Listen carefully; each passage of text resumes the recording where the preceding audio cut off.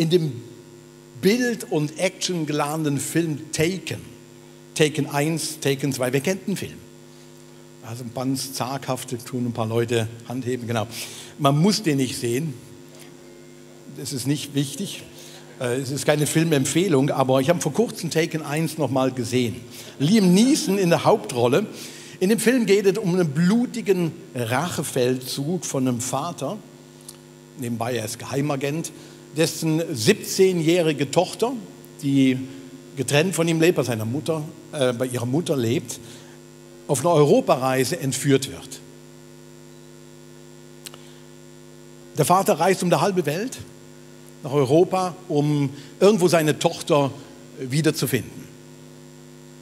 Und bei seiner Recherche stößt er wirklich in ein ganz wirklich übles Menschenhändlerring hinein, ein ganzes Netzwerk, wo sich zur Aufgabe gemacht hat, junge Frauen zu kidnappen und sie mit Drogen und Gewalt gefügig zu machen, sie dann als Prostituierte zu verkaufen oder zu versteigern, mit sehr exklusiven Kreisen. Das wirklich Verrückte und Dramatische an dem Film ist, er entspricht in vielen Teilen sogar der Wahrheit, was heutzutage passiert. Es ist nicht einfach nur Storytelling, sondern es hat tatsächlich auch Hintergründe für diesen Film, die tat und wahr sind, leider. In dem Film geht es ganz verrückt weiter, actiongeladen, wirklich befreit jetzt zum Schluss seine Tochter. So in letzter Sekunde kann er sie befreien aus so einem Verkaufsnetzwerk und der ganze Weg zur Befreiung, von Anfang bis Ende spielt dann alles in Europa statt, ist gepflastert mit Toten. Er als riesiger Held, er kämpft sich da durch den Dschungel und am Ende vom Tag kommt er heim mit seiner Tochter am Flughafen in Amerika wieder an und er halb verletzt und da kaputt und so weiter, aber seine Tochter wohl auf. Das Interessante bei solchen Filmen, ihr merkt das jeweils bei mir, die spielen mit dem Gefühl von der Rache ja. Und sehr schnell ist man als Zuschauer auf einmal in der Rolle, so jedenfalls finde ich mich da drin, dass ich mich auf die Seite der vermeintlich Guten stelle, in dem Fall von diesem Liam Neeson, von dem Vater. Und auf einmal merke ich, dass sogar die Gewalttat, die der Vater begeht, ich rechtfertige. Ich finde es auf einmal vollkommen in Ordnung, wenn er 10 Leute mit der Maschinenpistole absäbelt und so tut, das habe ich ja meine Tochter befreit. So ein mulmiges Gefühl in mir. Als ich den Film wieder gesehen habe, dachte ich, ja, komisch, dass ich mich auf einmal auf einer Seite stelle, wo Gewalt angewendet wird, brutal angewendet wird und ich es trotzdem gut heiße. Ich habe dann darüber nachgedacht und mich gedacht, wenn einer meiner Enkelkinder oder früher einer meiner Töchter von irgendeinem Menschenhändlernetzwerk entführt würde, und diejenigen von uns, die Kinder haben, die können sich jetzt in diese Rolle ein bisschen hineindenken. Wenn eins deiner Kinder so entführt würde auf einem Schultrip, auf einem Europatrip, auf irgendwohin in den Ferien. Ich habe so das Gefühl in mir entwickelt, ich könnte auch durchstarten. Ich könnte auf einmal durchstarten. Und ich habe auf einmal so Sympathien für einen Typ entwickelt, der sehr brutal vor sich geht. Und ich denke, ich würde mir wünschen, dass ich auch wie so ein Geheimagent wäre. Ich bin leider nur Pastor. Ich müsste dann mehr beten, dass irgendwas passiert oder wie auch immer. Aber das Eigenartige, ich fühle mich auf einmal in der Rolle, dass ich Gewalt gegen Gewalt gut heiße. Und ich mich in der Rolle der Guten sehe. Und es gerechtfertigt ist, wenn dann böse Taten geschehen. Gerechtigkeit muss wiederhergestellt werden. Ich glaube, wir wünschen uns alle Gerechtigkeit. Dass man gerecht mit uns umgeht, dass man gerecht mit den anderen umgeht, dass man richtig behandelt wird. Und wir wünschen uns auch, dass Gott gerecht ist. Gott gerecht mit uns umgeht. Und nicht irgendwo da irgendwie einen Sonderdeal mit anderen macht. Und genau über das schreibt der Paulus im 1. und 2. und 3. Kapitel vom Römerbrief, wo wir in unserer Serie drin sind, ausführlich. So ausführlich, dass man denkt, wann hört er endlich auf? Ich habe es ja verstanden. Ne? Und leider habe ich den Text bekommen und ich darf darüber sprechen. Ihr werdet noch merken, warum. Aber hören wir ganz kurz in den Text hinein, um was es geht, in Römer 1 ab Vers 18.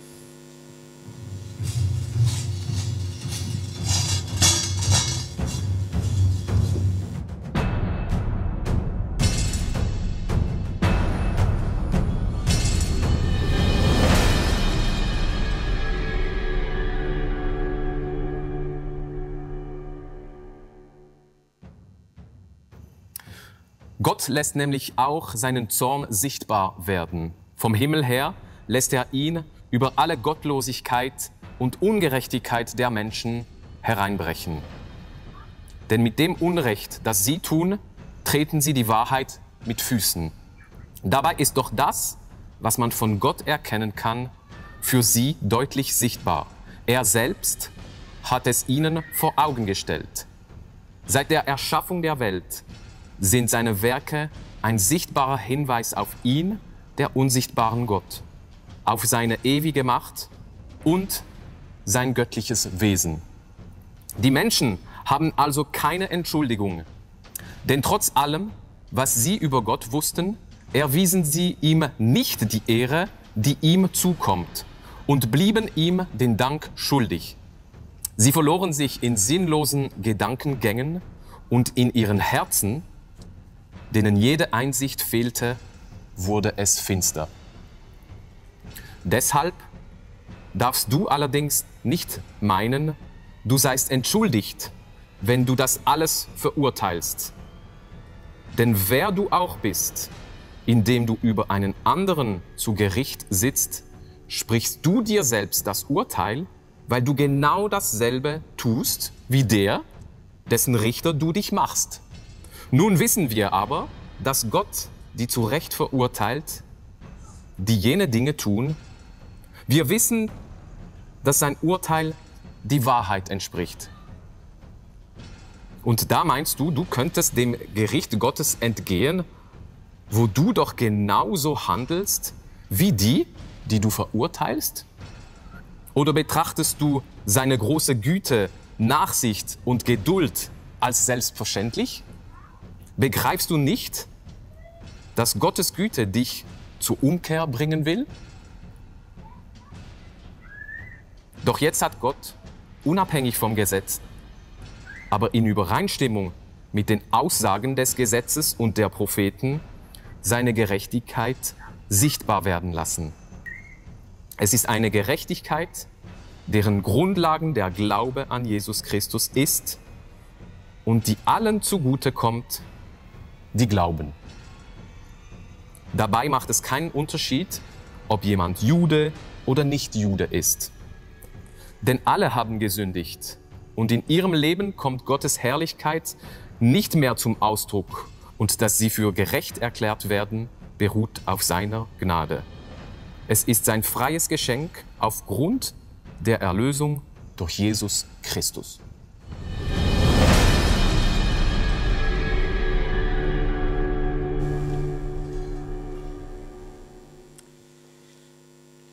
Der Fokus von dem ganzen Text ist an sich eine ziemlich unangenehme Wahrheit. Und der Schreiber, der Paulus, der stellt das prominent irgendwo in den Mittelpunkt. Und das klingt sehr, sehr negativ, wenn man so anfängt, das zu lesen. Und irgendwie ist es auch sehr ungewohnt in unserer heutigen Zeit, dass der Paulus das so negativ darstellt. Nämlich Gott wird als Richter vorgestellt. Einer mit so einem Richterhammer, wo Urteile fällt und sagt, los, so ist es, Punkt. Und dann wird sogar noch Gottes Zorn thematisiert. In Römer 1, da steht, Gott lässt nämlich auch seinen Zorn sichtbar werden. Wirkt Leute, ganz ehrlich, bei dem Wort Zorn, da wird der eine oder andere jetzt zusammenzucken und denken, jo, da ist in der Vergangenheit, in der Kirchengeschichte schon sehr, sehr viel Mühsames und Böses mitgemacht worden. Wie ist nicht so häufig mit dem Zorn Gottes gedroht worden, um Leute gefügig zu machen, irgendwas zu geben, zu tun und so weiter und so fort. Und da wurde ein Bild gemalt von einem zornigen Gott. Ich war eine Kindergottesdienst, wir waren so eine reformierte Kirche, meine Eltern, und der Kindergottesdienst, den ich erleben durfte, der wurde von einer Diakonisse gemacht, die hieß Schwester Emma. Ich habe kein Bild mitgebracht. Es gibt nämlich keins mehr. Eine ältere Dame, leicht füllig und so, und die hat den Kindergottesdienst so gemacht, alle Kinder saßen in einer Reihe, so 2, 3 Reihen, Kirchenbank, und sie saß vorne und erzählte die Geschichte. Und wehe, du bist aufgestanden. Dann hat Schwester Emma gedroht. Und ein Lied, was ich gelernt habe da, das habe ich heute noch im Kopf, das hieß, pass auf, kleines Auge, was du siehst. pass auf, kleines Ohr, was du hörst, pass auf, kleiner Mund, was du sprichst, denn der Vater in dem Himmel schaut herab auf dich. Pass auf, kleines Auge, wohin du schaust. Ein Gottesbild, wo der Vater vom Himmel schaut runter. Hallo Ralf. Das kleine Ralfilein macht aber da gar nicht schöne Sachen, ne? Gott sieht dich. Be careful. Das war das Bild. Auch ein zorniger Gott, wo man fast dachte, der ist beleidigt im Himmel. Der muss beleidigt sein und der kriegt einen roten Kopf, weil man ihm nicht irgendwie richtig begegnet. Und dann ist er unberechenbar, so eine mächtige Figur, die irgendwo zuschlägt. Man geht förmlich in Deckung. Einen zornigen Gott, glaube ich, will keiner. Und jetzt steht das ausgerechnet am Anfang von diesem Römerbrief prominent drin. Leute, ich hätte das geschickt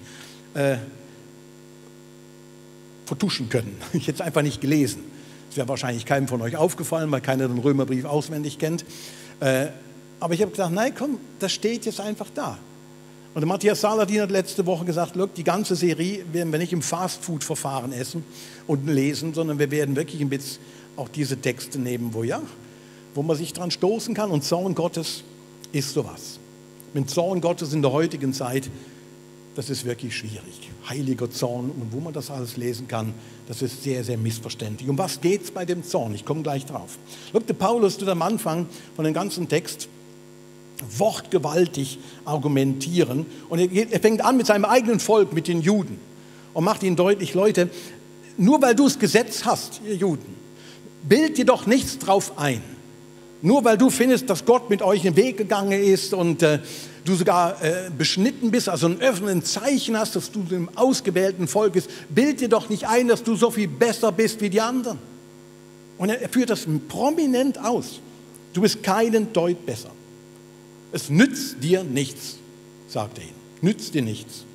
Und zugleich macht auch allen Nichtjuden deutlich, Leute, auch ihr könnt euch nicht entschuldigen, weil ihr habt ja kein Gesetz gehabt. Nein, euer Gewissen so führt er weit aus. Euer Gewissen hätte euch doch zeigen müssen, was gut und schlecht ist. Und ihr habt trotzdem eine schlechte gewählt.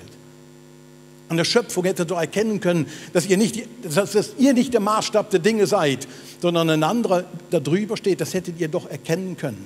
Und er macht wie deutlich, sagt, look Leute, wenn man so eine Waage hat und das aufwägt, es kommt eben nicht pari raus. Nein, ihr könnt euch nicht einfach rausreden, das sind viele Dinge, schwere Dinge, die wiegen viel schwerer in eurem Leben, in eurer Geschichte, ob klein oder groß, am Ende vom Tag. Sagt Paulus, los, wir sind alle schuldig vor Gott. Und benutzt dieses negative Bild und sagt, egal, was wir auf die Waage bringen, egal, welche Ausreden wir irgend versuchen, hier reinzuwerfen, das wiegt auf der anderen Seite 10-mal mehr. Du bist als zu leicht befunden worden. Er sagt, Leute, wir haben ein grundlegendes Problem. Egal, ob du jetzt Jude bist, das Gesetz hast oder Heide, Schweizer, Deutsche, Bündner, Franzose, was auch immer. Egal. Gott hat er malt dieses Bild vom Richter und sagt, das ist der Gerichtsspruch, wir sind schuldig vor Gott. Und das macht er 3 Kapitel lang. Lässt er immer wieder diesen Hammer runtersausen und sagt, look, das ist wirklich gesprochen, kapiert das. Und er macht das immer wieder und habt das jetzt verstanden, habt das verstanden. Und an einer Stelle macht es so deutlich, und das heißt in Kapitel 3, auf dass jeder Mund gestopft werde und alle Welt vor Gott schuldig sei. Der Luther hat das anders übersetzt und hat auf dass jedes Maul gestopft ist. Auf dass jede Maul gestopft ist, look, alle können sich eben nicht herausreden. Und die Ursache führt er dann aus und erklärt das dem, look, wer Gott nicht ehrt, den lässt Gott tatsächlich eigene Wege gehen. Er wird dann tatsächlich Gott los, von Gott wirklich los. Und um das geht es auch bei dem Zorn, wo der Paulus hier am Anfang sagt. Look, das ist nicht ein beleidigter Angry God irgendwo im Himmel, der irgendwie findet, du ehrst mich nicht genug, jetzt haue ich dir einen auf die Rübe, sondern ein zorniger Vater, der, wie der Vater in diesem Gleichnis von diesem verlorenen Sohn, der Vater, der seinen Sohn laufen lässt, aber letztlich ärgerlich darüber ist, weil er die Konsequenzen sieht von dem Laufen lassen. Aber er lässt ihn los. Und all diejenigen von uns, die ihre Kinder haben, wissen das auch. Irgendwann werden deine Kinder Wege gehen, wo du findest, ja, das finde ich überhaupt nicht gut. Und du wirst fast ärgerlich darüber, aber wenn du deine Kinder liebst, musst du sie loslassen. Und Gott, der Vater im Himmel, lässt los, aber ist zornig über die Konsequenzen, über die Wege, die das alles nach sich ziehen wird. Gottes Strafe ist nicht das Urteil, sondern Gottes Strafe ist letztlich, dass er uns gehen lässt. Er sagt, wenn du wirklich gehen willst, dann geh. Und das macht der Paulus sehr blumig, beschreibt er das. Er schreibt in Römer 1 zum Beispiel, Gott hat die Menschen in ihren Begierden, ihren Herzen, in ehrlose Leidenschaften dahingegeben. Und dahingegeben ist nicht, was ich werfe dich irgendwo rein, sondern das ist losgelassen. Ich habe dich losgelassen und wer Gott los ist, macht letztlich, was er will. Weil er ist der Chef in seinem Leben. Er macht das, was er will. Von Gott losgelöst. Und das wäre an sich eine neutrale Aussage, aber der Paulus besetzt das hier komplett negativ und sagt, wie diese Dinge geschehen, wenn wir von Gott uns loslassen. Und tatsächlich das passiert, wenn wir uns als Chefe von Leben sehen. Matthias Saladin hat das letzte Woche sehr prominent deutlich gemacht. Schau, wenn wir Gott als König, als Chef in unserem Leben ansehen wollen, ja, diese 50 Zentimeter, dann gilt es wirklich, jedes Knie wird sich beugen, wie der Mitch am Anfang von der Worship-Zeit uns nochmal daran erinnert hat. Jedes Knie wird sich beugen als Zeichen, Gott ist wirklich der Richter. Und wenn Gott sich als zorniger Vater hier offenbart, dann ist er zornig über diese unrechten Wege mit all den Konsequenzen, die es kommen wird. Aber eben nicht der eigenartige, zornige Gott, der von oben runterschaut, pass auf, kleines Auge, was du siehst. Sondern ist zornig darüber, welche Konsequenzen das im Leben von dir und mir haben kann. Und Paulus führt das dann weiter aus und sagt, Leute, die ganze Menschheit, Juden, Heiden, alle sind irgendwo darunter. Und dann bringt er Beispiele, um nochmal deutlich zu machen, hey Leute, ich sage euch noch, schaut doch nochmal in die Welt hinein. Kapitel 1 von 23 an. An der Stelle der Herrlichkeit des unvergänglichen Gottes, da setzten sie das Abbild des vergänglichen Menschen. Und die Abbilder von Vögeln, vierfüßigen Tieren, Kriechtieren. Deshalb hat Gott sie den Begierden ihres Herzens überlassen und die Unsichtlichkeit preisgegeben, sodass sie ihren eigenen Körper entwürdigten. Denn sie vertauschten die Wahrheit, die Gott sie hatte erkennen lassen, mit der Lüge. Sie verehrten das Geschaffene und dienten ihm statt dem Schöpfer, der doch für immer und ewig zu preisen ist. Aus diesem Gott hat Gott sie zu entehrenden Leidenschaften preisgegeben, hat einfach losgelassen. Die Frauen vertauschten den natürlichen Geschlechtsverkehr mit dem Widernatürlichen und genauso machten es die Männer.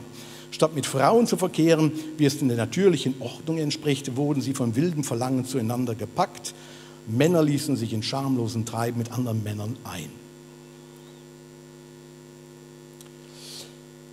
Look, auch den Text hätte ich leicht beiseite fallen lassen können. Und ihr hättet es gar nicht gemerkt. Es gibt so viele andere schöne Texte in der Bibel. Und ausgerechnet mir ist dieser Text zugeschrieben worden. Und irgendwann in der Vorbereitung habe ich gesagt, komm, ich lese den jetzt. Und ich lese ihn und denke einfach, ja, hat der Bedeutung in unserer Zeit. Wie gesagt, hier den easy überspringen können. Ich habe noch nie über den Text gepredigt. Ich habe ihn immer verweigert. Ich habe gesagt, komm, es gibt noch ein paar andere Texte. Habe ich auch noch nicht darüber gepredigt. Aber jetzt mache ich es.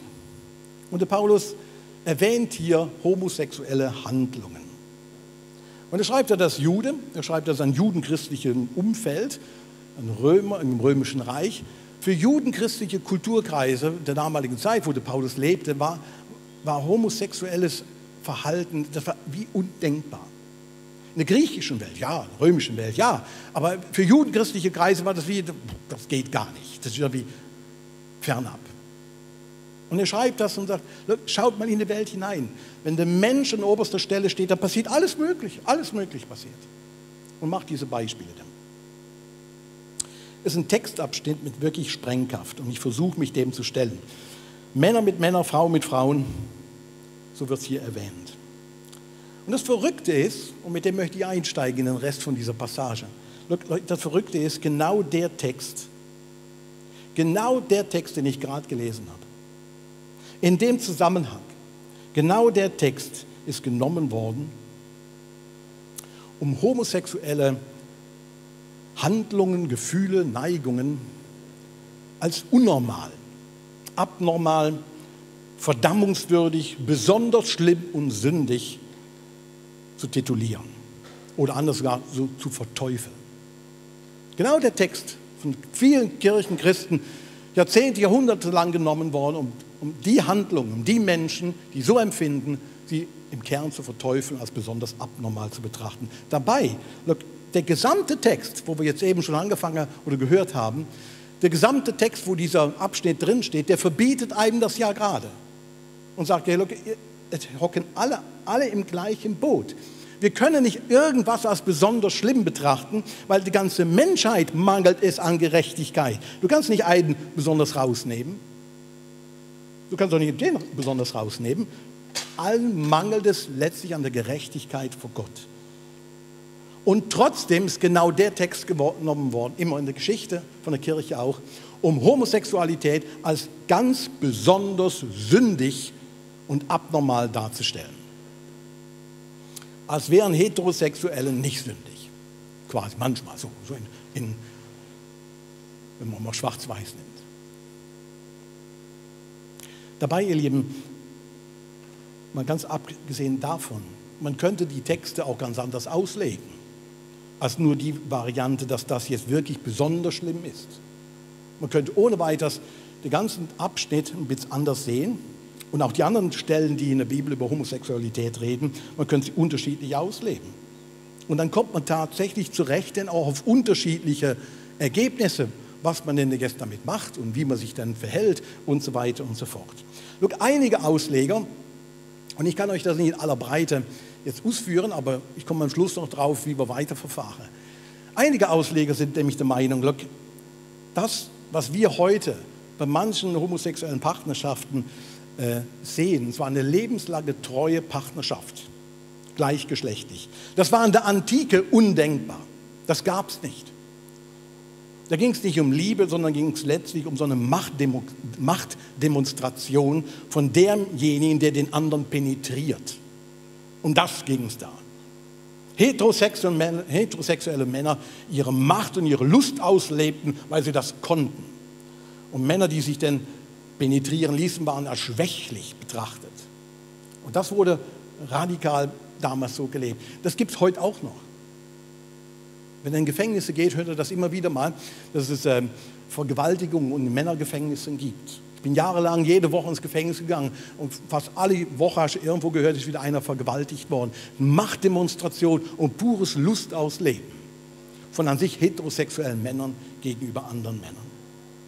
Und deswegen sagen die Ausleger, man kann den Text nicht 1:1 auf unsere Situation heute übertragen. Das wird von anderen Auslegern eher kritisch betrachtet, weil sie sagen, es gibt sehr wohl Belege noch, dass es auch lebenslange, treue homosexuelle Partnerschaften in der Antike gab. Nicht wahnsinnig viel belegt, aber es gab schon, neben dem Machtgefälle.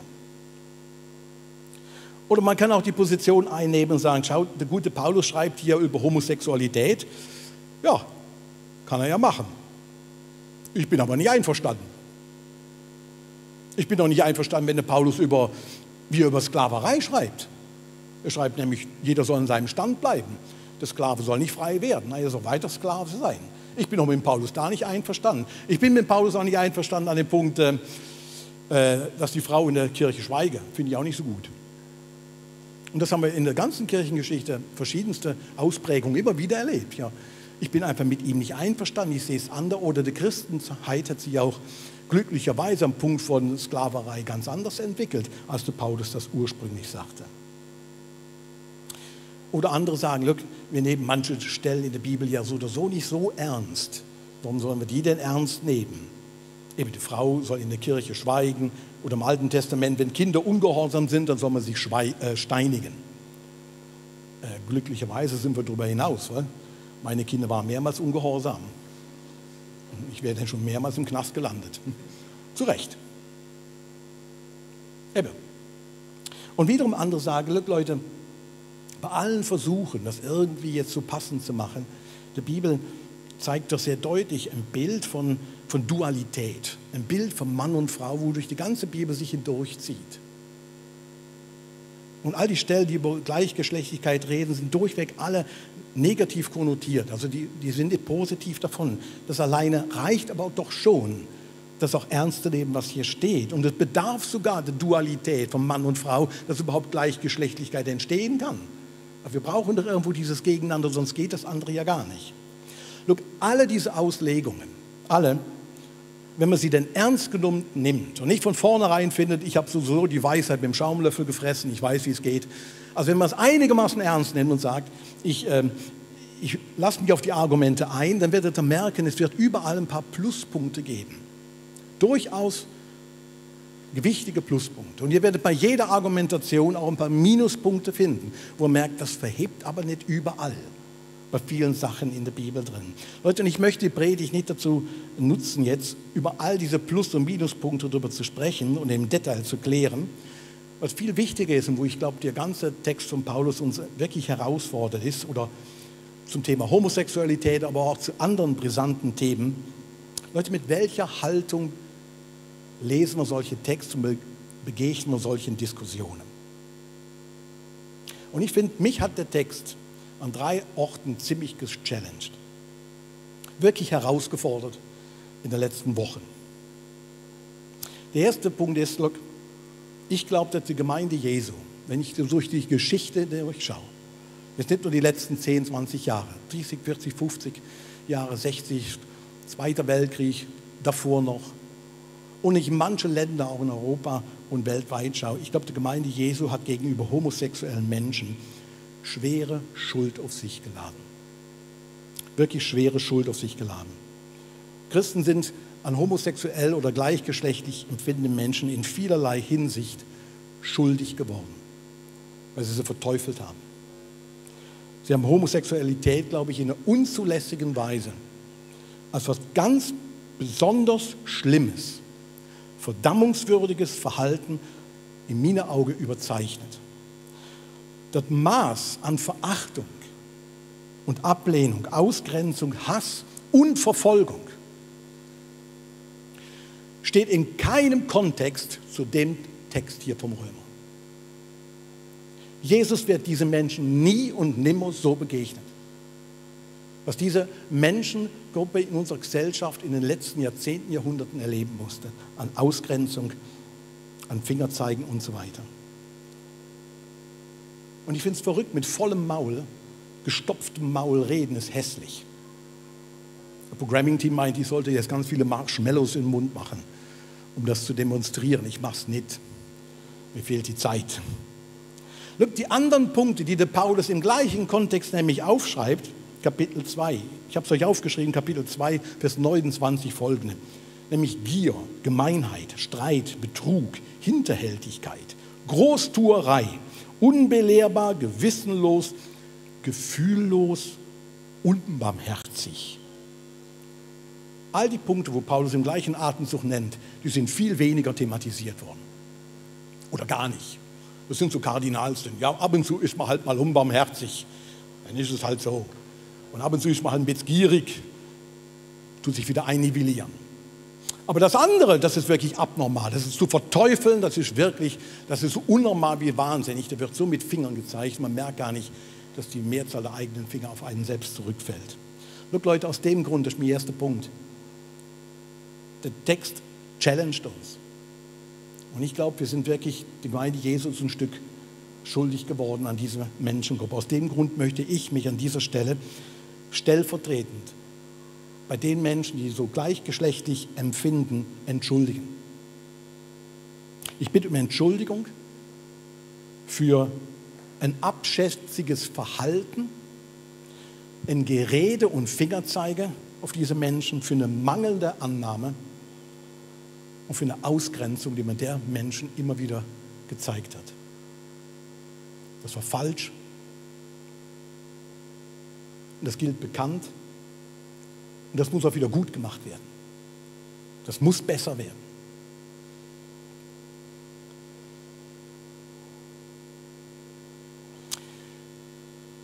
Der zweite Punkt aus dem Text, wo ich finde, wir sind trotzdem gechallenged noch in eine andere Richtung. Heißt das jetzt, ja, der Richterspruch, all die Beispiele, lasst uns die Seiten aus der Bibel rausreißen, funktioniert es oder so nicht. Keiner weiß genau, wie man das anzuwenden hat. Was heißt das jetzt? Look, was Zweites, ich glaube, der Text challenge uns auch zu sagen, alle Menschen sind in Gottes Augen zerbrochen. Und deswegen muss Kirche ein Ort sein, wo all die Zerbrochenen auch willkommen sind. Ich möchte, dass wir als ICF eine Kirche sind, wo auch gleichgeschlechtlich empfindende Menschen sich willkommen fühlen und willkommen geheißen werden und auch ihren Platz finden, wie alle anderen in dem Lasterkatalog auch. Also die Gierigen, die Unbarmherzigen, die Gefühllosen, die Unbelehrbaren, also Leute rütschen ein bisschen zusammen, mit anderen Worten. Da ist noch Platz bei uns. Wie alle anderen auch.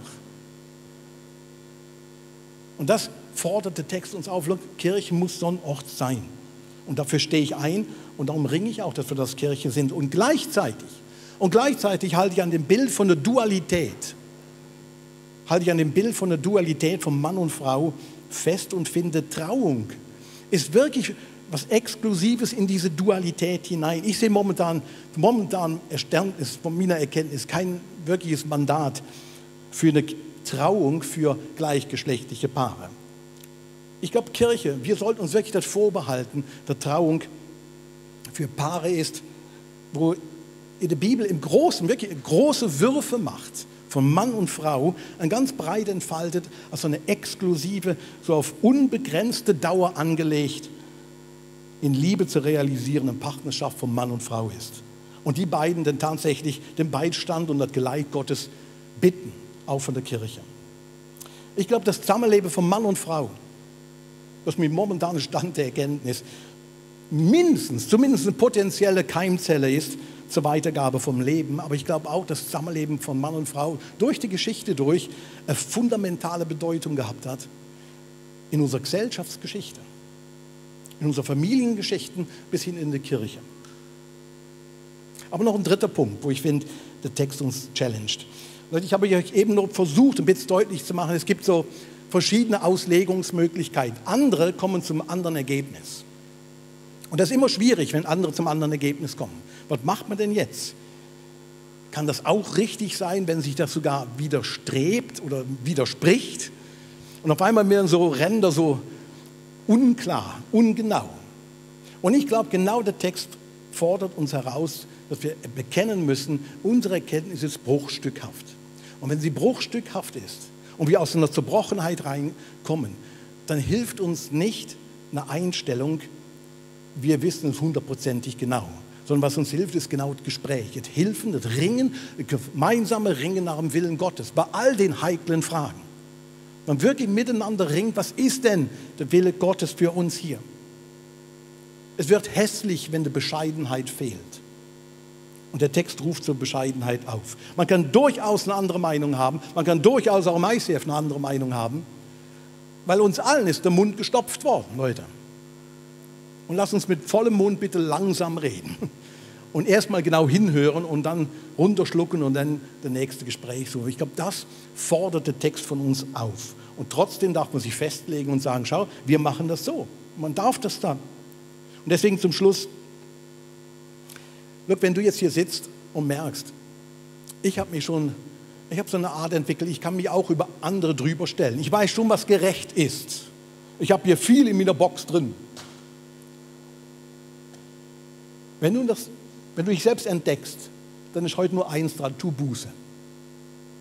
Sag das Gott, hey, ja, tu Buße. Und wenn du die andere Position nicht verstehen kannst und denkst, hey, look, ich sehe es anders, dann such das Gespräch. Such das Gespräch darüber und tu nicht drüber reden, sondern miteinander reden. Wenn der Textabschnitt von Paulus uns eins deutlich machen will, und damit will ich gleich schließen, vor Ort sind wir alle Leute, wir brauchen das Evangelium. Aber das Schlimmste, was hier uns vor Augen gemalt wird, das wirklich Schlimmste, was dir und mir passieren kann, ist Selbstgerechtigkeit. Selbstgerechtigkeit. Wenn das der Fall ist, look, dann kann Gott dir nämlich auch nicht mehr helfen. Dann kann Gott dir auch nicht helfen. Wenn du findest, du kannst das von dir mit der Waage klären, dann war es das. Und das sagt Paulus bis auf den Punkt runter und sagt, wirklich, dass niemand sich entschuldigen kann. Niemand sich entschuldigen kann. Und deswegen ist Paulus das auch so wichtig. Und deswegen thematisiert er die Zerbrochenheit bewusst. Leute, ich wünsche mir eine Kirche, ich wünsche mir, dass wir als ICF eine Kirche sind, wo so offen über unsere Fehler, über all die Dinge reden kann, aber mit der Würde sich im Gegensatz begegnet. Und immer wieder ein offenes Ohr hat voreinander. Eine Kirche, die von Bescheidenheit geprägt ist und trotzdem den Mut hat, sich auch festzulegen in aller Bescheidenheit. Ja. Eine Kirche, die nach vorne geht und sagt, wir verkünden die Gnade Gottes. Die besingen wir. Und in den nächsten Wochen werden wir mehr und mehr über diese Gnade hören. Warum? Aber es ist auch wichtig, dass wir den Mut haben, zu sagen, ja, wir sind vor Gott schuldig, hey, und das dürfen wir definitiv sagen. Und alles beginnt wirklich mit dieser Erkenntnis. Im Alten Testament in Zephania 3, ich habe das heute Morgen bei uns im Briefing, wo alle Mitarbeiter von Morgengottesdienst, über 30 Leute, schaffen heute Morgen irgendwo hier mit. Habe ich diesen Vers vorgelesen aus Zephania 3. Gott redet nicht länger über deine Schuld, sondern er jubelt über dich in Liebe. Und damit möchte ich schließen. Aber es beginnt mit der Erkenntnis, dass wir schuldig sind. Und Gott sagt, ich weiß. Und ich bin zornig darüber, was für eine Konsequenzen das in der Welt gehabt hat. Und er hört dabei auf und sagt, aber ich rede nicht länger darüber. Und da ist Jesus Christus gekommen. Und mach ihn zu deinem Chef in deinem Leben. Ich möchte euch bitten, aufzustehen. Und wir nehmen einen Moment von der Stille. Also ICF Stille, ist mit Musik im Hintergrund. Ein Moment von der Stille, wo du für dich auch nochmal sagen kannst, hey Gott, ja, dieses Urteil von schuldig sein, ja, ich habe wirklich keinen Grund, selbstgerecht zu sein. Und da, wo ich da geworden bin in der letzten Zeit, da möchte ich das einfach um Entschuldigung bitten bei dir. Und da, wo ich die andere Position nicht verstehe, da lege ich mich fest, ich will mit dem anderen reden und nicht über ihn reden. Und nach dem Willen Gottes gemeinsam fragen. Und dann auch uns festlegen. Und Jesus, ich danke dir, dass du das so wie im Alten Testament von uns zurufst, dass du nicht mehr über unsere Schuld reden wirst, dass der Tag kommen wird. Und danke, dass ich selbst diesen Tag erleben durfte, dass du alle Schuld von mir weggenommen hast und ich auch einsehen musste, dass wirklich nichts, was mich rechtfertigt. Und danke, dass du mich so hochhebst als ein Freund, als ein Sohn und dass das uns allen heute auch hier gilt. Und Jesus, ich danke dir für dieses Geschenk, dass du uns in der ganzen Bibel zeigst, von dieser Dualität, wo du uns Menschen gegeben hast. Gott, in all unserer Zerbrochenheit, wo wir heute als ganze Gesellschaft drinstehen, wo wir als Kirche miteinander drinstehen. Wir beten um deine Weisung, wir beten um den Heiligen Geist. Wir beten für offene Ohren, dass wir hören und verstehen, ein anderes sehen. Und wir beten für Mut, so einen Weg mal wieder auch gehen zu dürfen. In deinem Namen beten wir.